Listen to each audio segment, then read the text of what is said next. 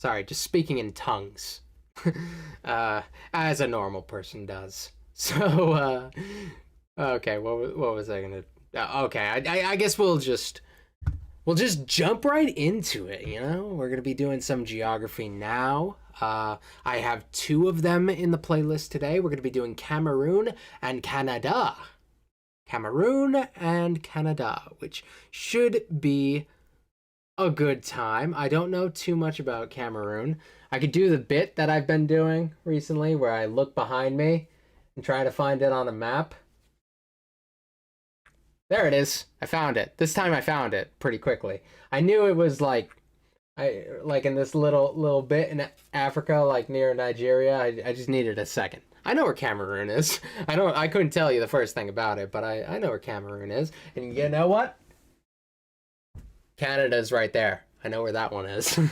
All right. So let's get this one started. I think this should be a pretty good time. Testing, testing. Is this mic working? Testing. Nope, it's not. All right, episode 2 with no audio. Here comes Cameroon.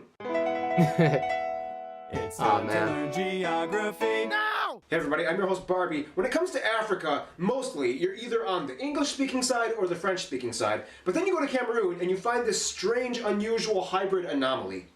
But first... Flags. Yeah. The flag of... Oh, those are some pretty standard African colors we got there. Let me guess what the red stands for. I would say this is a pretty good, like, three out of 5 as far as flags go, at least. Like, it's Cameroon fine. is pretty simple. It's just a 3-color tri-band with green, red, and yellow defaced with a yellow star in the middle. Like a lot of other flags in Africa, the flag uses the Pan-Africanist movement colors to symbolize the freedom from colonization. The green is generally understood to symbolize the forests and the green landscape in the southern part of the country, the yellow standing for the savannas in the north, and the red, say it with me. Aha! You thought I was going to say the bloodshed of those who fought for the country. No, it stands for unity. Unity! Oh. Whereas the star stands for the guidance of unity for the country. Keep in mind, this flag is almost completely identical to the flag of Senegal. The only difference is the color scheme in the middle. The band... Excuse me? This flag is almost completely identical to the flag... Oh, I didn't know those were different flags. Oh, they just did a color shift. They have the little bot on Twitter that combines 2 flags. Yeah, this is just like you combine a different flag with Cameroon. Or you combine Cameroon with Cameroon and it just shifted the colors around. That's what it does. Sometimes they'll combine a flag with itself and it just moves the colors around. Because it'll just be the layout of one flag and the colors of another one. But it doesn't... Sometimes it'll put the colors in a different order. Yeah, it's a flag, bot, something. I don't know. It's one of the two. Words. Flag of Senegal, the only difference is the color scheme in the middle. The band is yellow with a green star. I like to think of it like this. When it comes to the middle band, it's Red and Sen green. I know that's terrible, but it works for me. Could be worse. Modern-day Cameroon's boundaries kind of have a strange story behind it because it kind of has to do with 3 European countries and multiple tribal peoples in the area. Looks like it's the same. Although generally classified under the region of Central Africa, Cameroon is located in the crossroads between West Africa and Central Africa, right at the Bight of Bonny on the Gulf of Guinea, often referred to as the hinge of Africa as it borders 6 other countries. From a whole, the shape of the country has a narrow neck corridor in the north with a beak that makes it look like a cockatiel or a backwards unicorn duck. By the way, backwards unicorn duck, my sister came up with that joke. Ow! Kind of like Afghanistan. The reason why the country is shaped like that kind of has to do with European history. In the quickest way I can summarize this, first the Germans took over, then the English, then the French, then after independence, the English sides had to decide whether they wanted to integrate with Nigeria or the rest of Cameroon. The north sides chose Nigeria, and the south side chose Cameroon. This effectively carved out the northern borders of Cameroon, giving it its distinct narrow panhandle that reaches all the way up to Lake Chad, or what's left of Lake Chad. We'll talk about that in the next section. One thing you have to understand is that even though this island is incredibly close and off the coast of Cameroon, it is actually not part of Cameroon. It's Bioko Island, home to Malabo, the capital city of Equatorial Guinea, the only country in Africa that speaks Spanish. Yeah, Equatorial Guinea.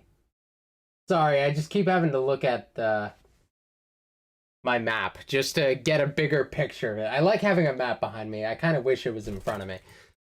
Wait till we get to that country. Cameroon is split up into 10 semi-autonomous regions, and when I say semi-autonomous, I kind of mean that in a very literal sense, because in Africa, legislation kind of fades into obscurity when you go into rural areas. With the exception of Littoral and Adamawa, each of these regions is pretty much named after the cardinal direction that it's located in. East, west, north, center, and the top is the extreme north, or far north. However, Cameroon actually has a lot of accidentally named places too. I mean, the name Cameroon comes from the Portuguese word camaroes, which means shrimp, because they found shrimp in the rivers when they discovered the area. The capital is Yaoundé, located in the center region, and still retains a bit of its French colonial imprint from early days when it was part of the French Empire. However, in post-modern years, they've actually built an influx of unique Africanized high-rises with unique geometric shapes and forms inspired from indigenous patterns and architecture. I mean, just look at the CNPS building with its massive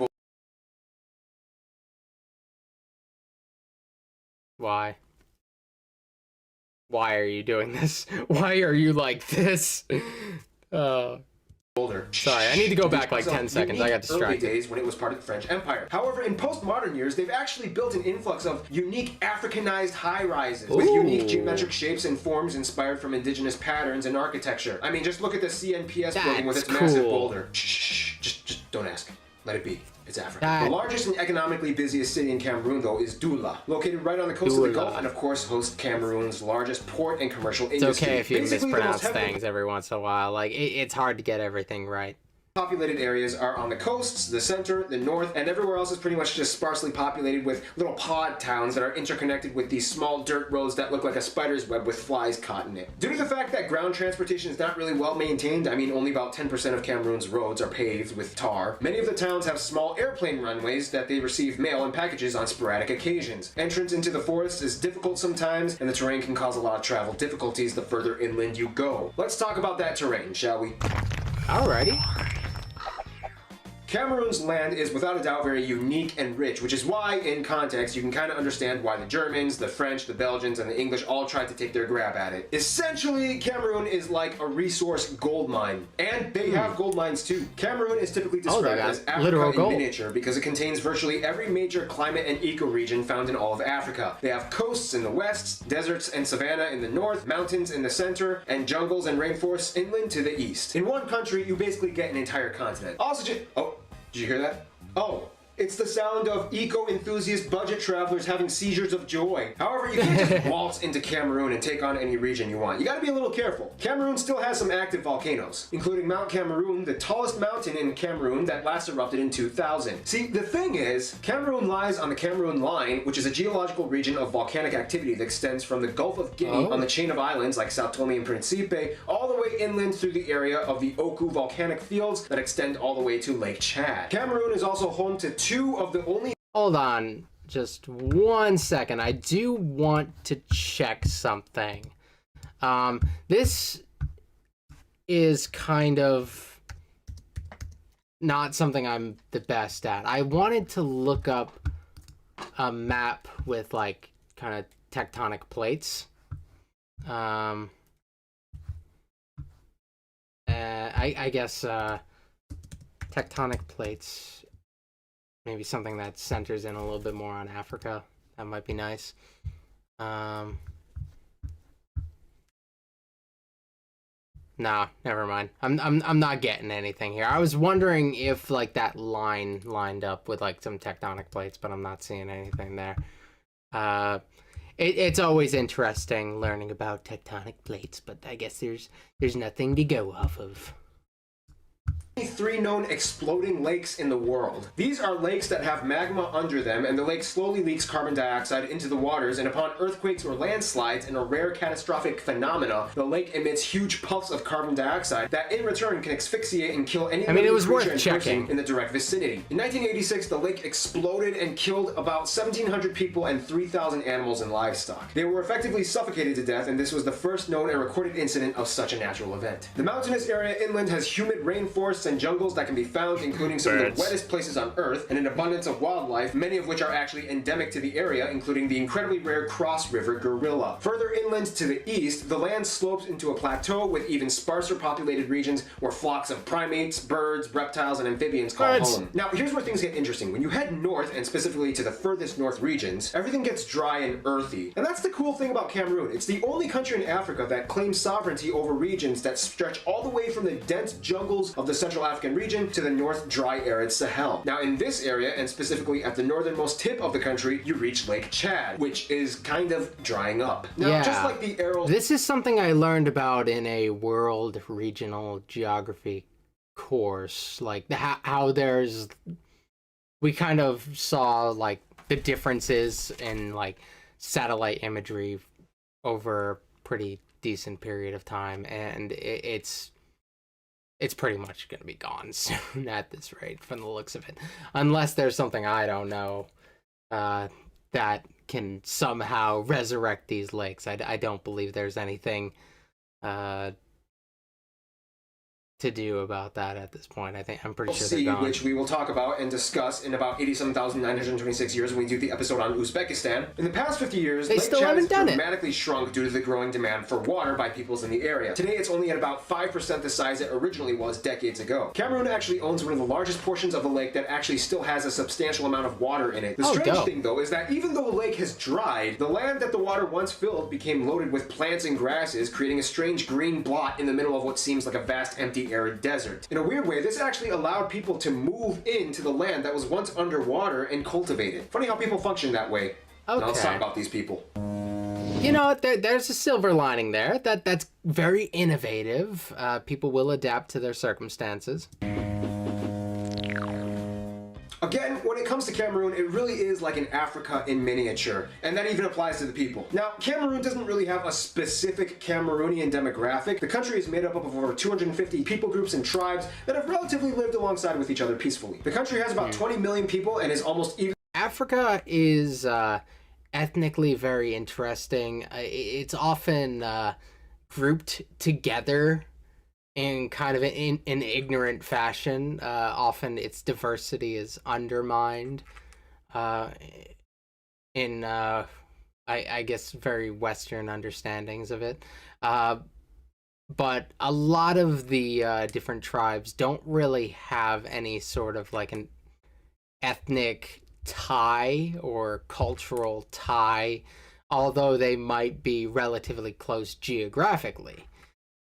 Which is fascinating. Some have developed these ties. Some of these ties are relatively young, actually, in the grand scheme of history. So it's really unique learning about larger African identity, because really they have been kind of pushed together in a growing world that is so much more interconnected, that it's pushed together people who historically haven't had to create like a common ethnic tie.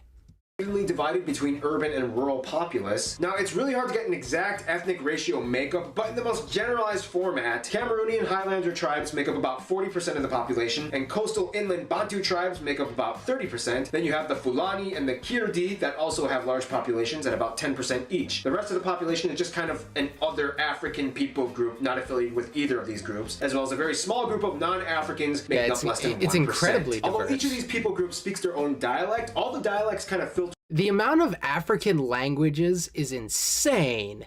In some places, to really function within like African cities, you'd have to know like 3 or 4 languages. It's kind of crazy. Or it benefits you to know 3 or 4 languages. You could probably get by without 3 or 4 languages. But there are some places where language, I think, is a really interesting thing in Africa, because like there are so many places where like the density of places, these relatively dense places with such a variety of languages. down into 24 language groups, which are then categorized into a few language families like the Bantu and the Volta languages. Basically, if you live in the same general area, your neighbor, although from a different tribe, will still be able to communicate with you. Nonetheless, English and French are the official languages. However, French is more widely spoken. Only about 20% of the people speak English fluently, mostly in the northwest regions that used to be operated by the British. However, roughly about 40% of the people can actually understand English enough. This also means that the country has an incredibly diverse culture of traditions, rituals, celebrations, customs, and even dance styles. And that's the thing about Cameroon. Every tribe kind of brings something to the table. For example, Cameroon is the only place where you can find the beehive-shaped Muskum mud huts built by the Muskum people. The Bamoun people, for a short while, invented one of the only few native African scripts in the early 1900s, the Bamoun syllabary alphabet. It was eventually cast into type in 1918. Wait, when did you say? The Bamoun people, for a short while, invented one of the only few native African scripts in the early 1900s. Early 1900s. I was seeing things that kind of resemble letters that I recognize. I could see people coming up with similar symbols independently of outside influence, but I do see some things that very clearly resemble some letters that I would know. But it's really interesting. Like, you see some O's, some W's. Like, oh, no, nobody else could come up with a circle as part of a letter. We got like a backwards N there. There's a lot of things that it's slightly pointier than the English alphabet from the looks of it. Like, it's got slightly pointier features.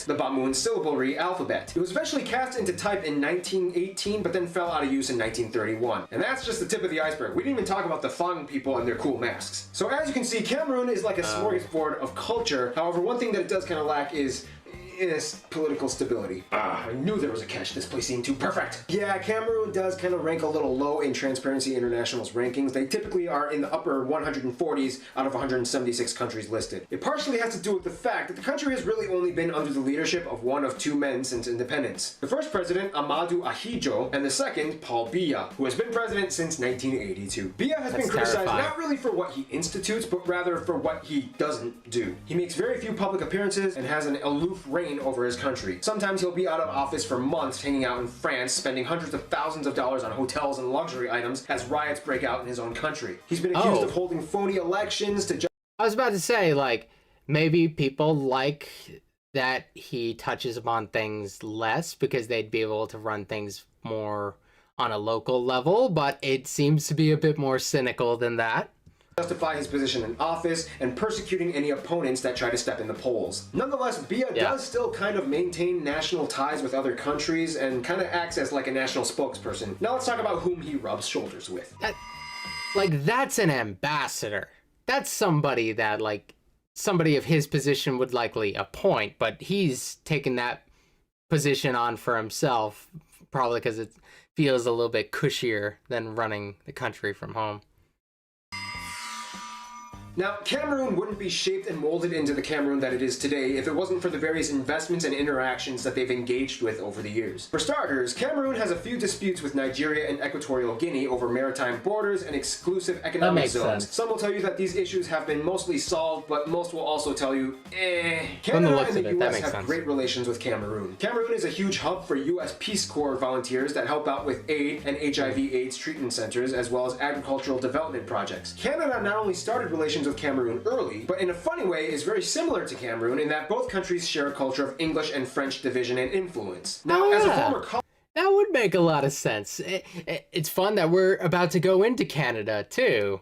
I wonder if he's going to mention Cameroon in the friend zone thing there. I feel like Canada's international relations might be a little bit more complicated than that because it's like a very first of all, it's a very large and one of the most powerful countries in the world in a lot of ways. I don't know if Cameroon's going to get a mention in that one, but I'm going to be paying attention to that part once we do Canada. colony, Cameroon clicks very well with France. Both countries have numerous militaristic, economic, cultural, and construction agreements. The president is a frequent visitor to Paris, almost a little too frequent, and I guess one thing that he can be credited for is having successfully secured France's love for Cameroon. As for their best friends, however, Cameroonians would probably say their neighbors in the east, Chad, the Central African Republic, and the Democratic Republic of Congo. These countries understand each other pretty well on both a cultural and diplomatic level. Peoples of the north resonate well with Chad, whereas people in the east and south gel well with the Central African Republic and the Democratic Republic of Congo. All four countries speak French and have centuries of historical ties that go beyond brotherhood. In conclusion, you have this amazing, lush, diverse country with some legislative issues and gorillas and lakes that can suffocate you. Like either one. Stay tuned, Canada is coming up next. I feel like there was more to go into on that stuff. Okay, Canada it is. I'm afraid to talk about anything Canada because while before doing YouTube, I thought that Canada was just like the nicest place in the world, but Canada can be kind of mean online. The Canadians online have been not the nicest to me, so I'm afraid to talk about their country. Maybe there is something troubling about somebody from the United States talking about Canadian culture and all that. Maybe there's a rightful defensiveness there, but like still generally I get a little bit, ooh, do I want to touch upon Canada here? Do I want to hear it? I don't know. I've had plenty of nice Canadians in the comments too, but it's kind of, it goes so contrary to the gentle stereotype that people in the United States have given Canada. We have such like a love for Canada, and like we idealize Canada in a lot of ways, so maybe our expectations aren't fair in that sense.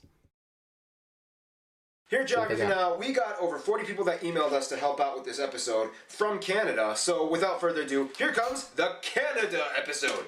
How long is this one? Oh, only 13 minutes. Honestly, I expected Canada to be like one of the longest ones so far, but I think we've had longer than this. It's time to learn geography now! Hey Geography peeps, I'm your host Barbie. A lot of people sometimes have trouble distinguishing between Americans from the US and Canadians. Here's a little analogy. Americans are kind of like teenage boys. They're opinionated, energetic, and confident, whereas Canadians are kind of like teenage girls. They'll be polite to you to your face, but then they'll talk crap behind your back. That being said, let's see if we can... Maybe that's why Americans have like the gentle stereotype of Canada in our head. A lot of Americans are waking up to how dark Canada's history is, though. We've learned more lately about their relations with the natives and stuff. A lot of that has been brought to light a little bit more recently in the consciousness of the United States. So I don't know, maybe we're starting to get a more down-to-earth idea of Canada. Dissect the flag. The flag consists of a red field with a white square in the middle. In the middle of the entire flag lies a single 11-pointed red maple leaf. Red symbolizes the sacrifice during both world wars, and the white symbolizes the peace, tranquility, and neutrality of the country. The maple leaf has historically been a symbol of Canada for centuries, even during British rule. Some Canadians will tell you the 11 points symbolize the provinces, and the last one being for the territories, but that's not really true. That's just kind of how the leaf looks. Also keep in mind, Quebec would much rather fly this flag instead of the maple leaf, but we'll discuss more about that in...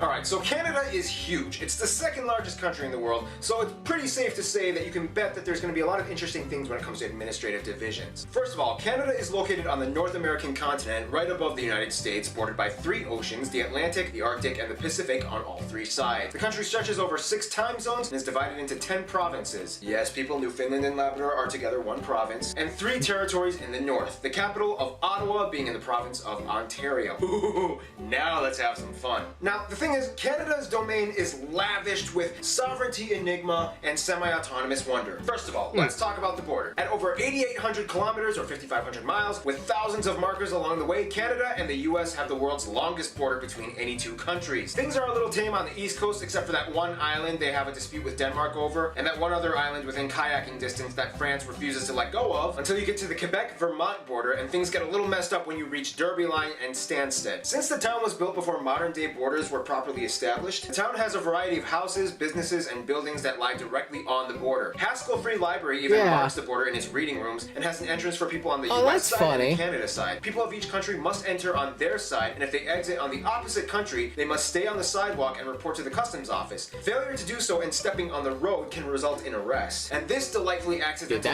that's delicate. I would avoid that library at all costs. slab of confusion known as the Northwest Angle that belongs to Minnesota, mostly owned by the Ojibwe tribe, situated on the Lake of the Woods, where you can find the reassuringly perfect getaway spots, Massacre Island and Little Massacre Island. The rest of the border tries as best as it can to cut The treatment of indigenous people is still crazy, especially in Alberta. I'm not surprised. Like, in the United States, we still have plenty of issues with that, and I've always tried to draw the parallels between us and Canada, and sometimes they don't like to admit that we're a little bit more alike than not in some ways, and that's one of the shameful ways in which we kind of have a lot in common, where like we have kind of failed our indigenous populations.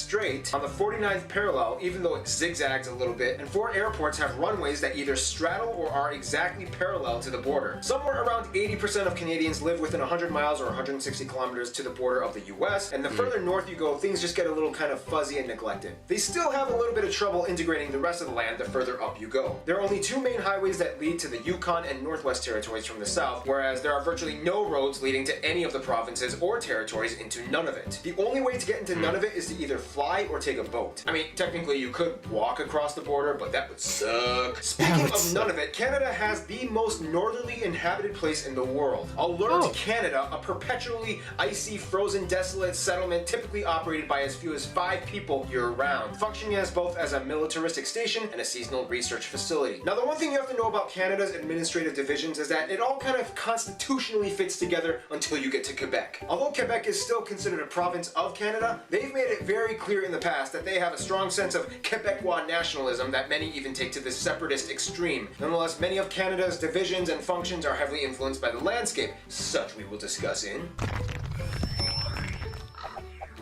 Okay, so once again, Canada is huge and often referred to as the Great White North. However, not all of Canada is a chilly Arctic tundra. First of all, Canada's physical features are built with a strange yet complementary mix of geological and meteorological...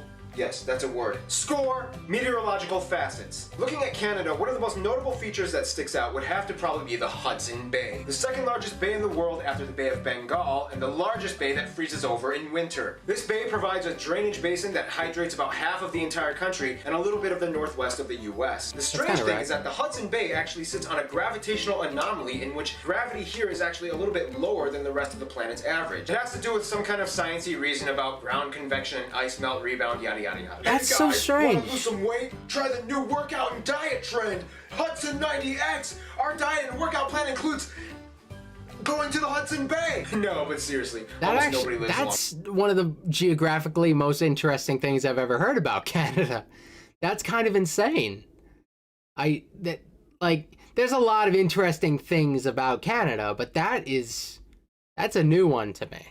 The Hudson Bay. It's almost impossible to build roads with the rugged, splotchy rock landscape with too many ponds and lakes getting in the way for any straight highway to be built. Speaking of which, at around 2 to 3 million, it's actually speculated that around 60% of all the world's lakes and about 30% of all the world's fresh water can be found in Canada. Tap water can actually have better quality than bottled water in Canada. This has to do largely with the domineering, freckly crevice zone that takes up about half of the entire country, the Canadian Shield. The Canadian Shield is a wide plateau of exposed Precambrian igneous rock that harbors little soil and vegetation, but offers a glory field of mining. Canada has some of the world's richest deposits. Dude, physical geography-wise, Canada has been one of the most interesting ones yet. This is absolute... Like, most of the time, I'm, like, just waiting to get to things like demographics and stuff, because, like, things like culture and demographics, that kind of appeals to me more. It's like humans and how humans make sense of our place in the world. But this is one of the few times where I feel like I'm kind of sucked into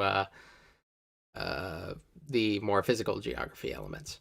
Of metal ores like nickel, gold, silver, and copper. 2/3 of all the cesium in the world comes from one mine in Manitoba, Burnick Lake. Fun little side note, Canada has the world's largest third-order lake island. That's an island in a lake on an island in a lake on an island. Located on Victoria Island, this little squiggly 4-acre rock was discovered by map nerds who scrolled Google Maps just a couple of years ago. The island has no name and has most likely never had anyone step foot on it. I mean, I'll do it if nobody else will, but I might need a corporate sponsorship. I'm looking at you, Aunt Jemima. Canada also has 2 of the top 10 largest impact craters on Earth. Sudbury Crater in Ontario and Manicouagan in Quebec with its almost perfectly circular imprint flooded and now a reservoir that you can see from space. Okay, there's a lot more in this section, so I'm just going to kind of rapid fire throughout all the rest of the facts. About 40% of the country is covered in forest and about... Is it lagging on my end or is it on his end? Hold almost on perfectly circular imprint flooded and now a reservoir that you can see from space. Okay, there's a lot more in this section, so I'm just going to kind of rapid fire throughout all the rest of the facts. About 40% of the country is covered in forest and about 1/10 of the world's forests are in Canada. Over 60% of the world's polar bears live in Canada. The Bay of Fundy has the world's highest tidal range, with the highest point being over 16 meters. Niagara Falls looks cool. Mount Thor has the world's highest vertical drop. Quebec alone supplies about 70% of the world's maple syrup, and they actually have a maple syrup reserve with over 222,000 barrels of maple syrup. Prince Edward Island has a weird natural phenomena in which the sands on the beach make this weird squeaking noise when you step on it. Here's some footage.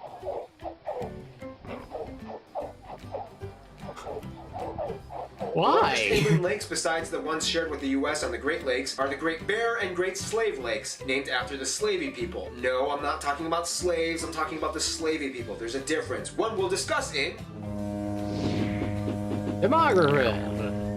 Canada is one of those places where everybody kind of fits in, but there's always a little bit of gossip going around every corner. First of all, Canada has about 35 million people, making it one of the least densely populated places on Earth, about 3/4 of whom identify as white. Asians make up about 14%. Natives and Aboriginal peoples make up a surprising 5%. Blacks at 3%, Latinos at 2%, and the rest are just kind of everything else. Now again, Canada's population takes another turn because in addition to ethnicity, Canada also has linguistic groups. About 1 out of every 3 Canadians either speaks French fluently or understands enough to get by. The whole Quebec thing kind of plays a paramount role in Canada's societal operations. They kind of have to work really hard to make sure that this one province cooperates. Also, keep in mind, Quebec... Yeah, Quebec is so interesting, and it's fun seeing how British and French colonialism kind of just manifests, and that rivalry just continues to this day. It's funny and unfortunate in a lot of ways. There's a lot of complicated politics around the French language and other places in Canada being taught the French language, even though it's not as big of a deal in a lot of other places. Quebec has kind of a disproportionate amount of political power. They know how to leverage it in a lot of ways. And there are, of course, talks about Quebec independence, which, you know, maybe they're a little bit like the American version, about the Canadian version of Texas in some ways. In a lot of ways, I'm sure they would hate that comparison, but you can't deny there are some parallels there. Isn't the only place in Canada where French is spoken. Communities in Ontario, Manitoba, and especially the Maritime Province like Newfoundland, New Brunswick, and Nova Scotia have huge communities of French speakers. The difference though is that these French speakers have an even deeper level of segregated culture. Many people in the Maritime Provinces have a unique Acadian French culture that differs from Quebec. Fun side note, the Cajun people of the US in Louisiana are generally descended from the Acadian people that were expelled and deported from these provinces by the British in the 1700s. Back then, the Louisiana Purchase didn't happen yet, so all of this area was still French. Yada yada yada, they came over and invented gumbo. So that's why Cajuns speak French, America, because Canada! Nonetheless, about 1 out of every 5 Canadians was born outside of Canada, making Canada pretty diverse, especially by US entertainment quota standards. Alright, toss in a black guy, an Asian girl, hey, why not throw in one of those Indian guys? Those people are trending these days, but make sure the lead is a handsome, attractive, rugged white guy. And this is where I want to make a Geography Now spotlight. Canada has a somewhat shrouded community of under-highlighted individuals that typically go unnoticed, even by Canadians. Sure, we can talk about Toronto, Vancouver, heck, even Calgary has some chips on the table, but but nobody really gives these guys a chance. So Yukon, Northwest, none of it. I'm putting you guys on display. Altogether, the population of all three of these territories is only about 110,000 people, making it the most sparsely populated area of all of Canada. First of all, Indigenous peoples of Canada number about 850,000 and altogether have about 630 reservations speckled throughout the entire country. The largest reserves are located in these territories. Indigenous people in Canada are generally categorized into three separate groups. They're pushed out a little west. That's interesting. I don't know if that comes from like them being physically pushed out west, or if because they were allowed to thrive a little bit more the further out west you go, because a lot of the population is concentrated in the east. Like in the United States, we kind of we pushed a lot of natives out west. But in this case, I don't know if it's the same thing.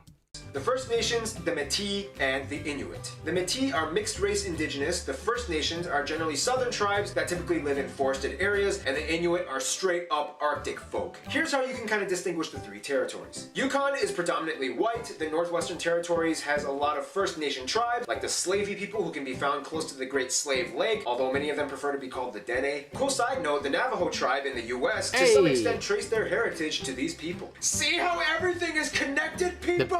Finally, we reach the best American Indian flag. Of it, which is almost exclusive. Let's just. Cool side. Oh, sorry. Best American Indian flag. I mean, I know it's a bit messy, but it's got hella personality to it. I know the Navajo tribe in the US to some extent trace their heritage to these people. See how everything is connected, people? Finally, we reach none of it, which is almost exclusively Inuit. The Northwest Territories and none of it actually used to be part of the same territory, but then in 1999, none of it was like, I ain't having none of it, and became its own thing. No, but seriously, Inuit culture is one of the most underrated and culturally fascinating things you'll ever encounter. They speak Inuktitut, a cousin of the Greenlandic language. They can pretty much understand each other, and they have their own written script that you can find on street signs and traffic posts. They have a long history of vibrant traditions, rituals, games, music, and even cuisine. If you ever come here, make sure you try some whale blubber and watch a throat game song which looks like this. What a great way to make friends. Which takes us to... Hell yeah. Canada is friends with everyone. Okay.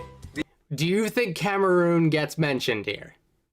I think they might gloss over it since he just did that. But we'll see. Maybe I'm not giving him enough credit. The end.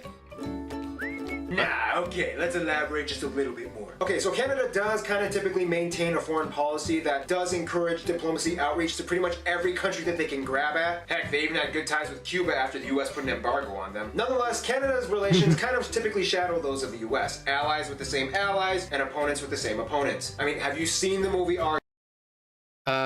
I have to ask, why are Native Americans still called Indians? That's one of the most confusing things I've ever witnessed, and it seems to be in bad taste. It's actually, it's a complicated thing, because for so long, American Indians were called Indians, and they weren't thinking about this place called India far away. They kind of got that identity as Indians independently of the Indians in Asia. So a lot of them actually grew attached to the term, and plenty of them are still very much okay with the term. Some are not even huge fans of the term Native American because it kind of comes off as a little politically correct and academic. One of the better terms that I find to use to differentiate the two is Amerindian or American Indian.